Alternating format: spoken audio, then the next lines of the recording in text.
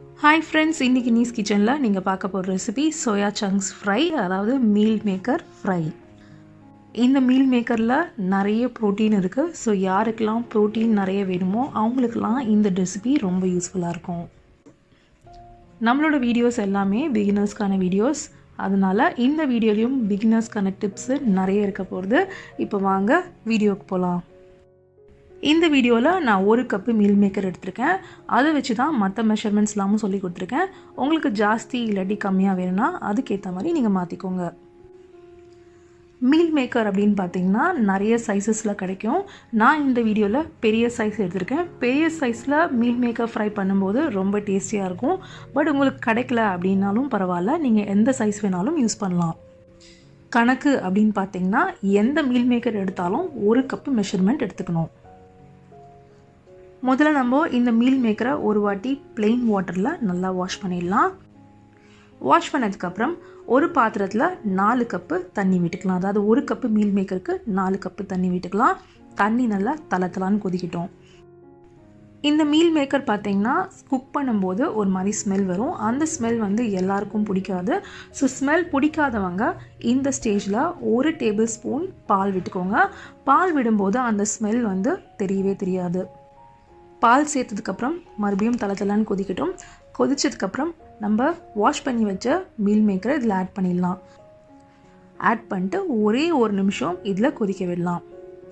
1 நிமிஷத்துக்கு அப்புறம் case of பண்ணிட்டு ஒரு மூடியை போட்டு இந்த பாத்திரத்தை மூடிட்டு 8 நிமிஷத்துக்கு அப்படியே விட்டுடலாம். 8 நிமிஷத்துக்கு அப்புறம் பார்த்திங்கன்னா நம்ம மீல் மேக்கர் எல்லாம் பெருசாக இருக்கும். அது சரியாக குக் ஆயிருக்கா இல்லையா அப்படிங்கிறது செக் பண்ணுறதுக்கு ஒரு மீல் மேக்கர் எடுத்து நல்லா ப்ரெஸ் பண்ணுங்கள். உள்ள நடுவில் உங்களுக்கு ஹார்டாக இருக்கக்கூடாது, கம்ப்ளீட்டாக ஸ்பாஞ்சியாக இருக்கணும். இப்போ இது எல்லாத்தையும் எடுத்து இந்த மாதிரி ஒரு ஸ்ட்ரெயினரில் போட்டு ஒரு வாட்டி டேப் வாட்டர் இல்லாட்டி ரன்னிங் வாட்டரில் வாஷ் பண்ணிடலாம்.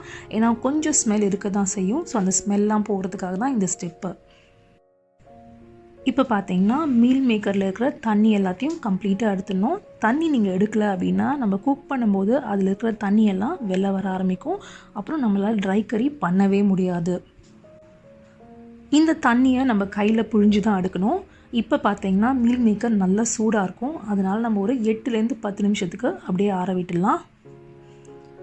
8 நிமிஷத்துக்கு அப்புறம் நான் மீல் மேக்கர் எல்லாத்தையும் எடுத்து 2 கையை யூஸ் பண்ணி நல்லா ப்ரெஸ் பண்ணி இதில் இருக்கிற தண்ணியெல்லாம் எடுத்துட்டுருக்கேன். அதான் நீங்கள் பார்த்துட்டுருக்கீங்க. இந்த 8 நிமிஷம் கணக்கு அப்படிங்கிறது ஒவ்வொருத்தருக்கும் மாறும். உங்கள் கை எந்த அளவுக்கு சூடு தாங்குமோ அந்த டைமில் எடுத்து நீங்கள் பிழிஞ்சா போகிறோம். தண்ணி எல்லாத்தையும் நல்லா பிழிஞ்சிட்டு ஒரு வாட்டி செக் பண்ணிக்கோங்க. இந்த மாதிரி ப்ரெஸ் பண்ணி பாருங்கள். ப்ரெஸ் பண்ணிங்கன்னா உங்களுக்கு தண்ணி சுத்தமாக வரக்கூடாது. அதான் கணக்கு. ப்ரெஸ் பண்ணி முடிச்சதுக்கப்புறம் இந்த மாதிரி ஒரு பிளேட்டில் ட்ரான்ஸ்ஃபர் பண்ணி வச்சுக்கோங்க. இப்போ நம்ம சோயா சங்க்ஸ் எல்லாம் ரெடி. அடுத்து நம்ம குக் பண்ண ஆரம்பிச்சிட வேண்டியதான். ஆஸ் யூஷுவல் நம்ம ஃப்ளேம் மெஷர்மெண்ட்ஸ் எல்லாம் டாப் லெஃப்ட் கார்னரில் எழுதினு வரேன். அதன்படியே குக் பண்ணுவாங்க. குக் பண்ணுறதுக்கு நீங்கள் பிகினராக இருந்தீங்கன்னா ஃப்ளாட் பேஸ் பேன் எடுத்துக்கோங்க. வான்லி மாதிரி எடுத்துக்காதீங்க. ஃப்ளாட் பேஸ் பேனில் குக் பண்ணுறது இன்னும் ஈஸி. அதுக்காக நீங்கள் புதுசாக போய் கடையில் வாங்கணுங்கிறது கிடையாது. ஃப்ளாட் பேஸ் பேன் இருந்தால் குக் பண்ணுறது ஈஸி. லோ ஃப்ளேமில் 2.5 டேபிள் ஸ்பூன் நல்லெண்ணெய் விட்டுக்கலாம்.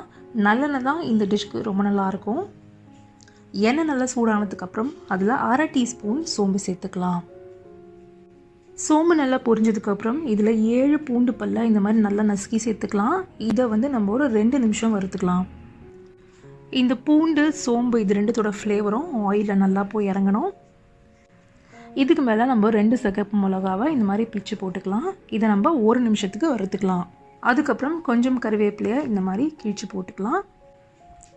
கருவேப்பிலை பொரிஞ்சதுக்கப்புறம் நம்ம 1/4 டீஸ்பூன் மஞ்சள் பொடி சேர்த்துக்கலாம். மஞ்சள் பொடி ரொம்ப நேரம் எண்ணெயில் இருந்ததுன்னா கருகி போயிடும்.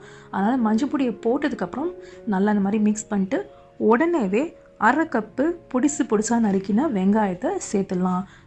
வெங்காயத்தை பொடிசாக நறுக்குங்க. அப்போ தான் நம்ம ஃபைனல் டிஷ் பர்ஃபெக்டாக வரும். அதே லோ ஃப்ளேமில் வெங்காயத்தை 2 நிமிஷம் வறுத்தா போகிறோம். அதுக்கு மேலே 1 கப்பு நல்ல பழுத்த தக்காளியை பொடிசாக நறுக்கி சேர்த்துக்கோங்க. தக்காளி பழுத்து இருந்தால் மட்டும்தான் நல்லா பேஸ்ட் ஆகிட்டு நம்ம சோயா சங்க்ஸ்குள்ளே போய் நல்லா இறங்கும். தக்காளி மிக்ஸ் பண்ணதுக்கப்புறம் நம்ம இதில் 1 டீஸ்பூன் இஞ்சி பூண்டு விழுது சேர்த்துக்கலாம். இஞ்சி பூண்டு விழுது எப்போதும் ஃப்ரெஷ்ஷாக பண்ணி போடுங்க. ஃப்ரெஷ்ஷாக பண்ணி போடும்போது ஃப்ளேவர் ரொம்ப நல்லாயிருக்கும். ரொம்ப பேஸ்ட்டாக அரைக்காமல் கொஞ்சம் கொரன்னு அரைச்சிக்கோங்க. அப்பயும் ஃப்ளேவர் நல்லாயிருக்கும். இது எல்லாத்தையும் மிக்ஸ் பண்ணிட்டு நம்ம க்ளோஸ் பண்ணி ஒரு 2 நிமிஷம் குக் பண்ணலாம்.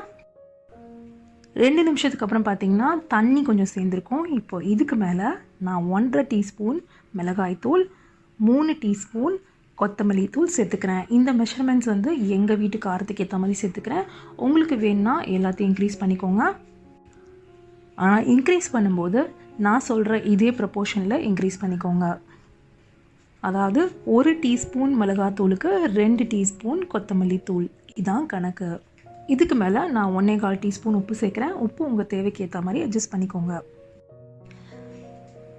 எல்லாத்தையும் சேர்த்துட்டு நல்லா மிக்ஸ் பண்ணுங்கள். இப்போ பார்த்திங்கன்னா நம்ம மிளகாத்தூள், மல்லித்தூள் இது இருக்கிற பச்சை வாசனை அப்படியே தான் இருக்குது. இதை நம்ம முதல்ல குக் பண்ணோம். அதுக்கு நமக்கு 6 நிமிஷம் ஆகும். அதுக்கு நம்ம முதல்ல மூடி போட்டு 3 நிமிஷம் குக் பண்ணிடலாம். 3 நிமிஷத்துக்கு அப்புறம் பார்த்திங்கன்னா கொஞ்சம் தண்ணி சேரும். இப்போது இதுக்கு மேலே 1/4 கப்பு தண்ணியை ஆட் பண்ணலாம். ஆட் பண்ணிட்டு மறுபடியும் 3 நிமிஷம் குக் பண்ணலாம். மொத்தத்தில் 6 நிமிஷம் குக் பண்ணால் தான் இந்த மல்லித்தூள், மிளகாத்தூளில் இருக்கிற பச்சை வாசனை போகும். 6 நிமிஷத்துக்கு அப்புறம் நான் மூடியை திறந்துட்டேன். இப்போ முதல் வேலையாக நம்ம இதில் இருக்கிற பச்சை வாசனை, உப்பு அதெல்லாம் சரியாக இருக்கா அப்படிங்கிறத டேஸ்ட் பண்ண போகிறோம். டேஸ்ட் பண்ணிவிட்டு உங்களுக்கு சப்போஸ் பச்சை வாசனை இருந்ததுன்னா மறுபடியும் குக் பண்ண கண்டினியூ பண்ணுங்கள். உப்பு தேவைப்பட்டதுன்னா இன்னும் கொஞ்சம் உப்பு ஆட் பண்ணிக்கோங்க. எனக்கு எல்லாமே பர்ஃபெக்டாக இருக்குது. அதனால அடுத்த ஸ்டெப்பு நான் தேங்காய் பாலை சேர்க்க போகிறேன். இந்த சோயா சங்க்ஸ் ஃப்ரைக்கு நமக்கு 1 கப்பு முதல் ஈட்டில் எடுத்த தேங்காய் பால் தேவை. அதை இப்போ இதில் சேர்த்துடலாம்.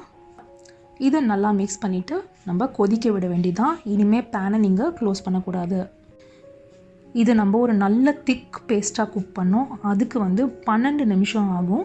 12 நிமிஷத்தில் 3 நிமிஷத்துக்கு ஒரு வாட்டி எடுத்து நீங்கள் கண்டிப்பாக மிக்ஸ் பண்ணணும். இல்லாட்டி தேங்காய் பால் வந்து அடிப்பிடிக்க ஆரம்பிச்சிரும்.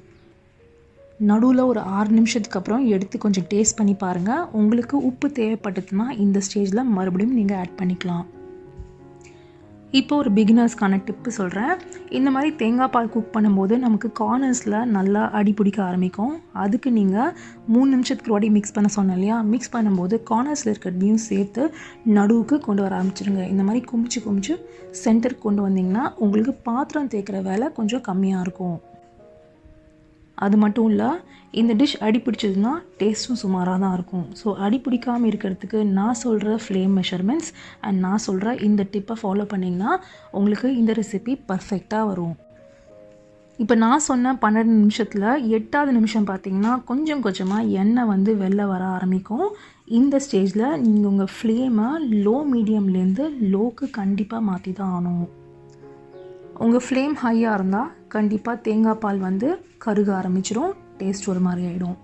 இப்போ 12 நிமிஷம் ஆச்சு. இப்போ பாருங்கள் எவ்வளோ எண்ணெய் வெளில வந்திருக்குன்னு. இதுதான் பர்ஃபெக்ட் கன்சிஸ்டன்சி. அதாவது கிட்டத்தட்ட ஒரு தொக்கு கன்சிஸ்டன்சிக்கு இந்த கிரேவி மாறிடும். அடுத்து நம்ம இதில் மீல் மேக்கரை மிக்ஸ் பண்ண வேண்டியதான். நீங்கள் பிகினராக இருந்தீங்கன்னா கேஸை ஆஃப் பண்ணுங்கள். ஏன்னா மீல் மேக்கரை இந்த தொக்கில் கொஞ்சம் பொறுமையாக மிக்ஸ் பண்ணோம். எல்லா மீல் மேக்கர்லேயும் இந்த தொக்கு வந்து நல்லா கூட்டாயிருக்கணும். கேஸ் ஆனாக இருந்ததுன்னா சில வாட்டி என்ன ஆகும் அப்படின்னா நம்ம கேஸ் ஆன் ஆயிருக்கே அப்படின்னு நினச்சின்னு நம்ம ஒழுங்காக மிக்ஸ் பண்ண மாட்டோம். ஸோ பிகினர்ஸாக இருந்தீங்கன்னா கேஸை ஆஃப் பண்ணிட்டு நல்லா பொறுமையாக மிக்ஸ் பண்ணுங்கள். இப்போ இந்த சோயா சங்க்ஸை நல்லா மிக்ஸ் பண்ணியாச்சு.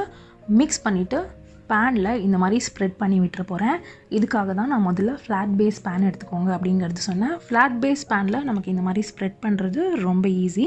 வாண்டியில் இந்த மாதிரி ஸ்ப்ரெட் பண்ணுறது கொஞ்சம் கஷ்டம். இந்த மாதிரி ஸ்ப்ரெட் பண்ணிவிட்டு 3 நிமிஷத்துக்கு லோ ஃப்ளேமில் நம்ம குக் பண்ணலாம். இப்போ இந்த 3 நிமிஷத்தில் என்ன ஆகும்னா இதில் இருக்கிற எண்ணெயெல்லாம் வெளில வர ஆரம்பிக்கும். சப்போஸ் நீங்கள் வந்து உங்களோட சோயா சங்க்ஸை ஒழுங்காக தண்ணி புழியல அப்படின்னா இந்த ஸ்டேஜில் இதில் இருக்கிற தண்ணியெல்லாம் வெளில வர ஆரம்பிக்கும். அப்போ இந்த டிஷ் வந்து ஒழுங்காக வராது. ஸோ சோயா சங்க்ஸை நல்லா புழிஞ்சிட்டே போடுங்க. இந்த முதல் 3 நிமிஷத்தில் உங்களுக்கு தெரிஞ்சிடும் நீங்கள் ஒழுங்காக தண்ணி புழிஞ்சிருக்கீங்களா இல்லையா அப்படிங்கிறது. இப்போ இந்த 3 நிமிஷத்துக்கு அப்புறம் நான் இன்னும் ஒரு 6 நிமிஷத்துக்கு குக் பண்ண போகிறேன் என்னோடய ரோஸ்ட் வரத்துக்காக. அதுக்கு நான் லோலேருந்து லோ மீடியம் ஃப்ளேமுக்கு மாற்ற போகிறேன். அதுக்கு நான் முதல்ல இந்த சோயா சங்க்ஸை திருப்பி விட்டுக்கிறேன். திருப்பி விட்டுட்டு 3 நிமிஷத்துக்கு அப்படியே விட்டுற போகிறேன். அது ஆட்டோமேட்டிக்காக ரோஸ்ட் ஆகிடும். 3 நிமிஷத்துக்கு அப்புறம் மறுபடியும் திருப்பி விட போகிறேன். இந்த மாதிரி திருப்பி விடுறது வந்து 3 நிமிஷத்துக்கு ஒரு வாட்டி திருப்பி விடுங்க. நடுவில் கலரி விட்டிங்கன்னா ரோஸ்ட் வந்து உங்களுக்கு அவ்வளோ ஃபாஸ்ட்டாக வராது. நான் திருப்பி விடும்போது ஒன்று பாருங்கள், நான் கார்னர்ஸில் இருக்கிறது எல்லாத்தையும் சென்டருக்கு கொண்டு வரேன். இந்த மாதிரி நீங்கள் பண்ணும்போது உங்கள் பாத்திரமும் சைட் பை சைட் க்ளீன் ஆகிடும். இப்போ மொத்தம் 6 நிமிஷத்துக்கு நான் ரோஸ்ட் பண்ணியாச்சு. எனக்கு இந்த ரோஸ்ட் போகிறோம்.